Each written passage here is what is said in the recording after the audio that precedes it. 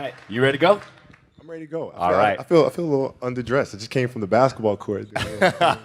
There's been so many athletes that have made the NBA, the highest echelon of professional basketball in the world. And there's athletes that can jump as high as the sky, run as fast as a cheetah. They get hit buckets. They can react.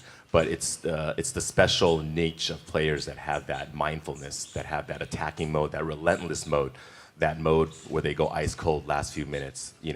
I think that makes a difference between the great ones and the greatest ones, right?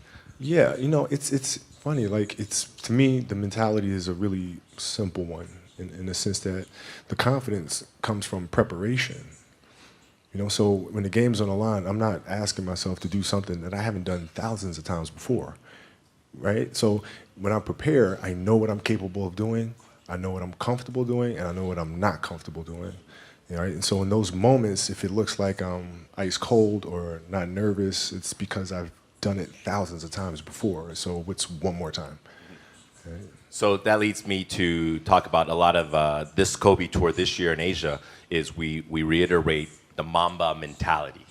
Can you talk a little bit about what the Mamba mentality is? Because that's something that's been developing over, I don't want to say 20 years, it's been developing for 35 years, right? Since you were a little kid. Well, I mean, overall, the idea is a very simple one. And, the Mamba mentality simply means trying to be the best version of yourself.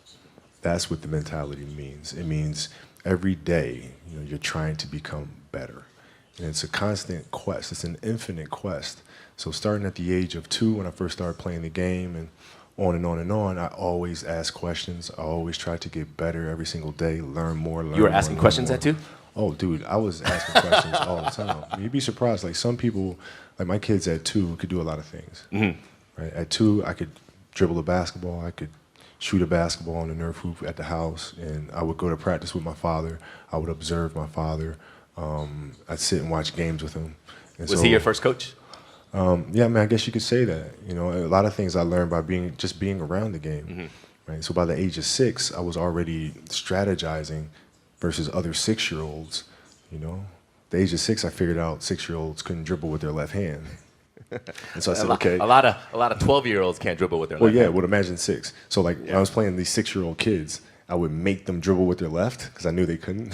And so they dribble off their foot. I'd pick it up, lay it up. Do it again. Dribble off foot, pick it up, lay it up. So at 6 years old, I had 63 points. And I remember my dad. So your 6-year-old self could beat your 38-year-old self because you only scored 60 in the last game. Yeah. But yeah, I mean, listen, I just constantly looked for things to learn from and, very observant. Okay, so when we talk about the Mamba mentality, you have your exhibition today, starting in Shanghai, right? Mm-hmm. Also, we've been talking about this whole tour with young kids that are 5, 10, 15, 20. We just did a Kobe Academy right now. We talk about being passionate, being obsessive, being relentless, being resilient, and being fearless. These are the 5 pillars of the Mamba mentality. So we'll kind of break that down today. Sure. The first one is to be passionate. What is that? Is there a moment where you can define your passion for the game, or was it just something accumulated over time? Well, I mean, the passion came from the love for the game. I loved everything about it, like the smell of the ball. You love the smell of the ball? Yes, the ball. The smell of like brand new sneakers and like the sound the ball makes when it hits the ground. Sneakers in the gym. Sneakers squeaking. Yeah, the ball going through the net. Like all those things I love. And so the passion comes from that, because once you have that love, you just want to be a part of this thing all the time.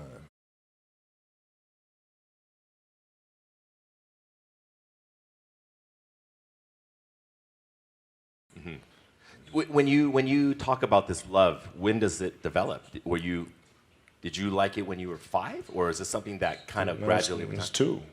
I was born, and I was born to play basketball. You know what I mean? And I played a lot of different sports, but nothing brought me the sense of peace and of escape, that the game of basketball did.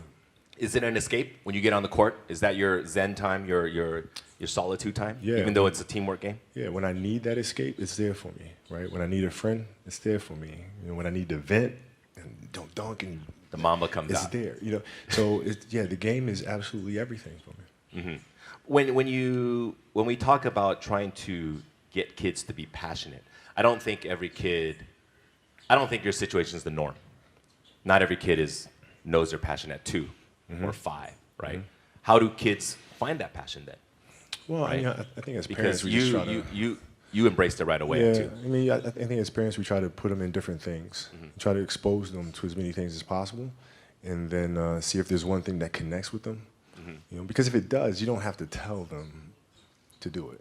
You know, whether it's writing or painting or drawing. You know, if they have that passion, you don't have to tell them. They'll go off and do it because it's just fun. They'd rather do that than anything else. So, but as parents, it's our job to just expose them to as many things as possible and see which one they gravitate to the most.